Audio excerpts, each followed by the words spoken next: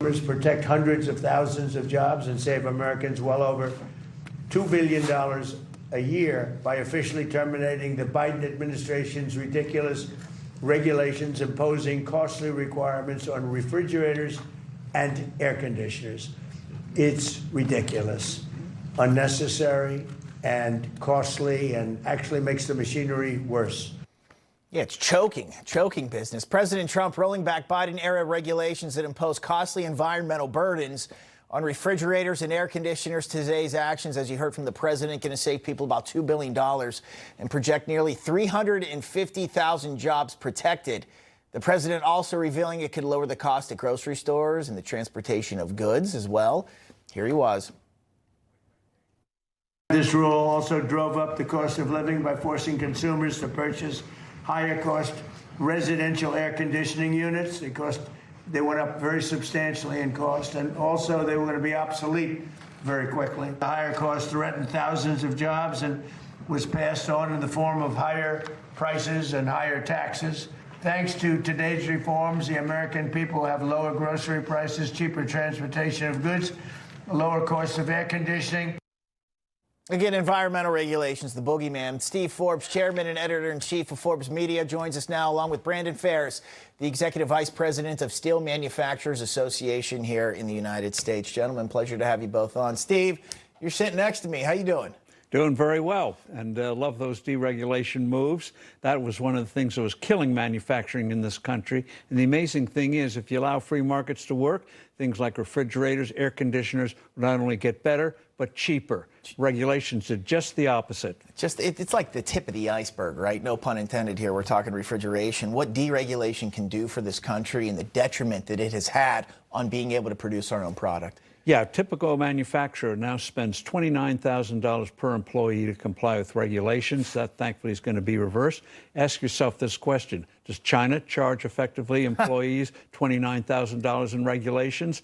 You know the answer. No, they don't. So this is a good move by President Trump. Fantastic. It's not glamorous, deregulation, but by golly, it's essential for getting this economy back on track. $29,000 per person, killing businesses. Hate to see that. Brandon, I want to bring you in here. I like to talk about wins, manufacturing, making America strong again. Let's talk about steel, your industry.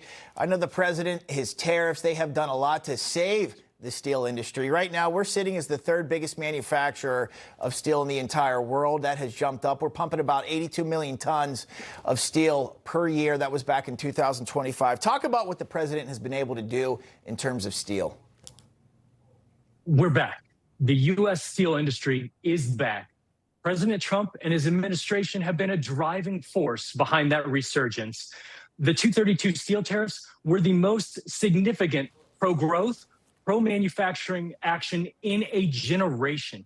It's ignited an American industrial revival, and it's reshaping those steel communities across the country. Thanks to the 232 steel tariffs, American steel production increased 2.5 million tons last year. And then over the next 2 years, we have an additional 4 million tons coming on. With that production increase alone, we can build 6 million more cars. That is how manufacturing comes back. It shows real industrial growth, real investment, and real jobs returning back to those American communities. Now, Brandon, this is what I like to talk about. The people on the coast and the big cities, they don't get this, but with what you just said, we are talking about saving towns, families where their kids don't have to move away and break up and go to college and find work elsewhere. I mean, this is big, what you just said. Absolutely. So from 1990 to 2019, the Midwest lost 1 million manufacturing jobs. President Trump, through his pro-growth strategies and policies, is bringing it back. Love to hear. Let's do this, Steve. I want to talk about gas prices. I don't want to be naive that they are a lot more expensive right now. I want to bring up here and show everybody $4.56 per gallon, one of the highest on record as we head into Memorial Day weekend. We do have the president talking about that. I'm going to bring up a soundbite. That'll end soon, very soon. And when it ends, your gasoline prices will go down lower than they were before. You know, I left Iowa a few months ago, and gasoline was at $1.85 a gallon. Steve, I feel like once it is officially over, as we discussed with manufacturing deregulation, what Brandon just said about steel, I mean, this economy is about to rip. Do you think it comes down quickly, though, the price of gas? I think it will. The key thing is to get this war over with. I'll be blunt with you. I thought the ceasefire was a mistake. These guys are incorrigible in Iran. I think we're going to have to go back and take them out. When that war is over, whether it's a week, month, 6 weeks, whatever, yes, you'll see oil flowing again. You'll start to see gas prices go down. It's not just a specific number. If people see one of those big signs that you have now, see it go down, down, down, that puts you in a better frame of mind. Things are starting to work again. So you are very optimistic once this thing's over with. Got to get it over with. Sooner the better. Absolutely. Okay. Steve Forbes, Brandon Farris, appreciate you both coming on. Love to have that kind of conversation. You know, everybody's reporting the same stories, the same spin. You turn the channel, it's always the same. But not us. We're different.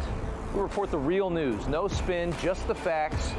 Turn to us, and you won't turn back. Tune in to Rob Schmitt tonight on Newsmax.